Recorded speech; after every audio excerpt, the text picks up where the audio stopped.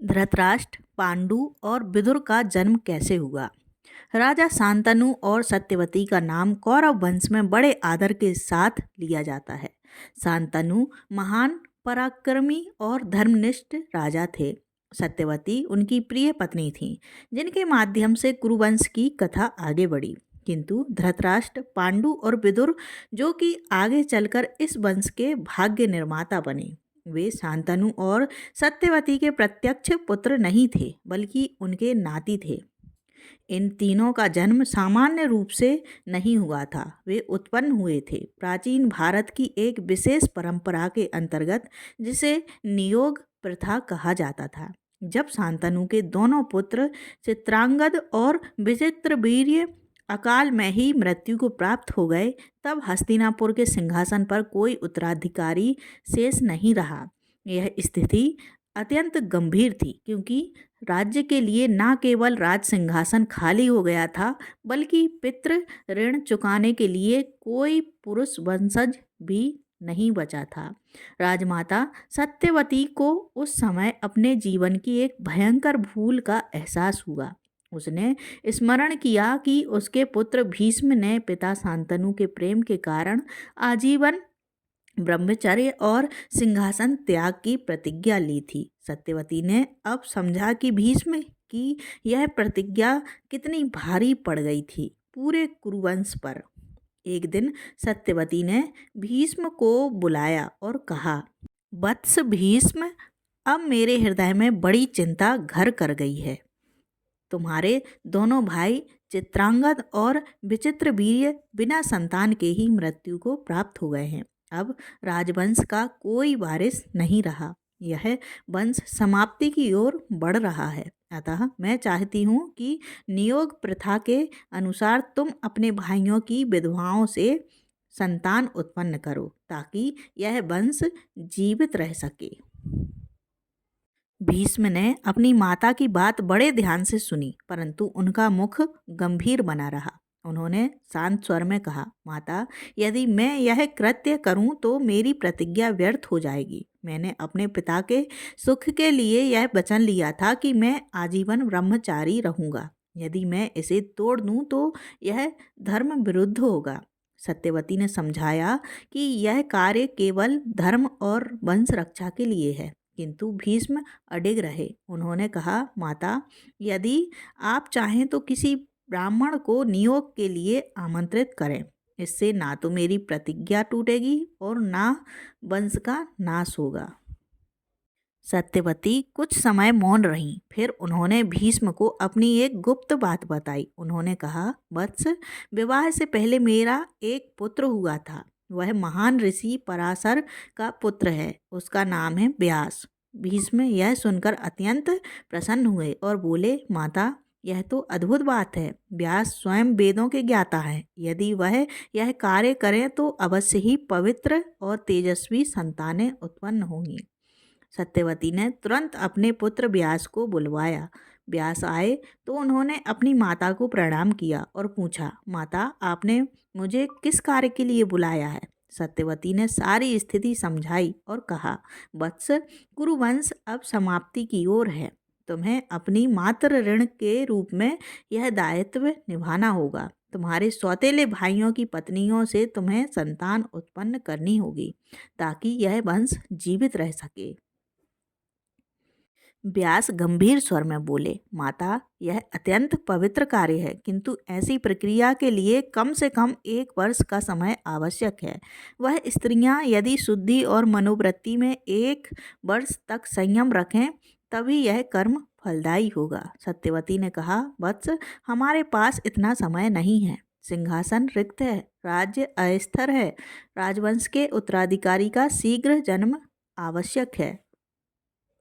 व्यास ने उत्तर दिया, तो ठीक है, परंतु एक बात स्मरण रखिए, मैं वर्षों से वन में तपस्या कर रहा हूँ। मेरे शरीर से तेज और घोर गंध निकलती है। यदि वे रानियां मेरे रूप से भयभीत होंगी तो इसका प्रभाव संतान पर पड़ेगा। सत्यवती ने कहा, मैं उन्हें सब समझा दूंगी।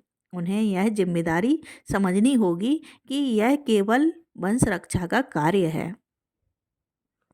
उस रात व्यास को पहली बार विचित्रवीर की बड़ी रानी अंबिका के पास भेजा गया। सत्यवती ने अंबिका से कहा, वत्स, आज तुम्हें कुरुवंश के पुनरुत्थान का कार्य करना है। तुम व्यास से नियोग के अनुसार मिलो ताकि तुम्हारे गर्भ से एक योग्य पुत्र जन्म ले। अंबिका उस रात राजा के पलंग पर बैठी व्याकुल थीं। उनके मन में अपने देवर भीष्म का चित्र घूम रहा था, एक वीर, सुंदर और तेजस्वी पुरुष। वे सोच रही थी कि उनके देवर जैसा कोई आएगा, किंतु जब व्यास कमरे में प्रवेश कर गए तो अंबिका का चेहरा भय से पीला पड़ गया। व्यास के उलझे हुए केस, घनी दाढ़ी और तपस्या से जले हुए शरीर की गंध देखकर वे भयभीत हो गईं। उन्होंने अपनी आंखें कसकर बंद कर लीं। व्यास ने बिना कुछ कहे माता की आज्ञा अनुसार संयोग पूरा किया और बिना किसी और संवाद के कक्ष से बाहर चले गए।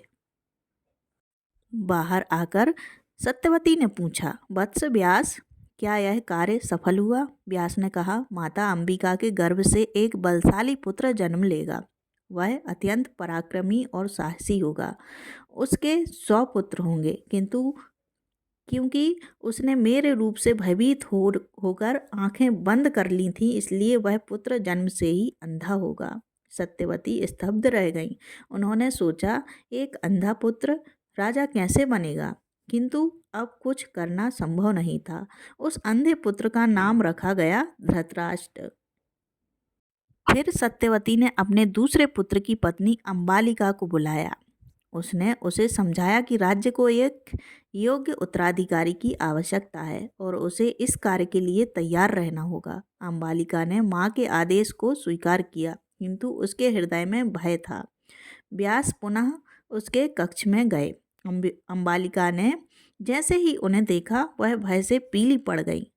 उसके मुख का रंग उड़ गया। संयोग के बाद जब व्यास बाहर आए, सत्यवती ने पूछा, वत्स, इस बार क्या फल होगा? व्यास ने कहा, माता अंबालिका के गर्भ से एक अत्यंत पवित्र और ज्ञानी पुत्र उत्पन्न होगा, किंतु क्योंकि वह भय से पीली पड़ गई थी, इसलिए उसका रंग पीला होगा। उसे लोग पांडु कहेंगे।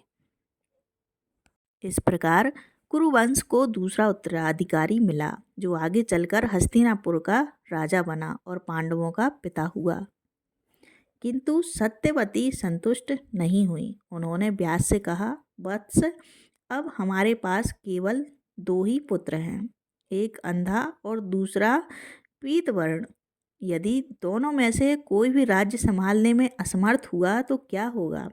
तुम्हें एक और संतान उत्पन्न करनी होगी। व्यास ने कहा, ठीक है माता, परंतु अब अंबिका या अंबालिका को फिर से तैयार रहना होगा। जब यह बात अंबिका को बताई गई तो उसने डर के कारण मना कर दिया। उसने कहा, मैं अब उस भयानक तपस्वी के पास नहीं जाऊंगी। उसने अपने स्थान पर अपनी एक दासी को भेज दिया, जो विनम्र, शांत और निडर थी। जब व्यास उस दासी के कक्ष में पहुँचे तो उसने भयभीत होने के बजाय श्रद्धा से उनका स्वागत किया। उसने व्यास के चरण पखारे और उन्हें आदर दिया। व्यास ने देखा कि यह स्त्री निर्मल हृदय और सच्ची भक्ति से भरी है। उन्होंने माता की आज्ञा का पालन किया। समय बीता और उस दासी ने एक अत्यंत बुद्धिमान और धर्मनिष्ठ पुत्र को जन्म दिया। उसका नाम रखा गया विदुर। वह जन्म से ही शांत, विवेकी और धर्मज्ञ था। यद्यपि वह राजपुत्र नहीं माना गया क्योंकि उसकी माता दासी थी, फिर भी उसका ज्ञान और नीति बुद्धि इतनी महान थी कि बाद में महाभारत में वह नीति के अवतार कहलाए। इस प्रकार व्यास के ऋषि तेज और सत्यवती की दूरदृष्टि से कुरुवंश को 3 पुत्र मिले, धृतराष्ट्र, पांडु और विदुर। धृतराष्ट्र अंधा होकर भी राजकुमार बना। पांडु ने हस्तिनापुर का राज्य संभाला और विदुर ने धर्म और नीति से राज परिवार का मार्गदर्शन किया। इन तीनों के जीवन से आगे चलकर महाभारत की महान कथा आरंभ होती है। धृतराष्ट्र के 100 पुत्र हुए, जिन्हें कौरव कहा गया, और पांडु के 5 पुत्र हुए, जिन्हें पांडव कहा गया। इनके बीच जो संघर्ष हुआ वही युगों युगों तक धर्म और अधर्म की सबसे बड़ी कथा बन गई। धृतराष्ट्र, पांडु और विदुर के जन्म की कथा केवल एक पारिवारिक इतिहास नहीं है, बल्कि यह भी दिखाती है कि उस समय समाज में वंश और धर्म की रक्षा के लिए कैसी परंपराएं प्रचलित थीं। नियोग जैसी व्यवस्था को केवल वंश रक्षा के लिए स्वीकार किया जाता था, जिसमें कोई व्यक्तिगत इच्छा या वासना नहीं होती थी। यह एक सामाजिक और धार्मिक कर्तव्य था। व्यास ने अपनी माता की आज्ञा से इस कर्तव्य को निभाया और उनके द्वारा उत्पन्न ये 3 पुत्र आगे चलकर संपूर्ण भारत के भाग्य का निर्धारण करने वाले बने। तो दोस्तों, आपको यह वीडियो कैसी लगी कृपया कमेंट करके ज़रूर बताएं। वीडियो पसंद आया हो तो लाइक करें, चैनल को सब्सक्राइब करना ना भूलें। धन्यवाद। जय श्री कृष्ण।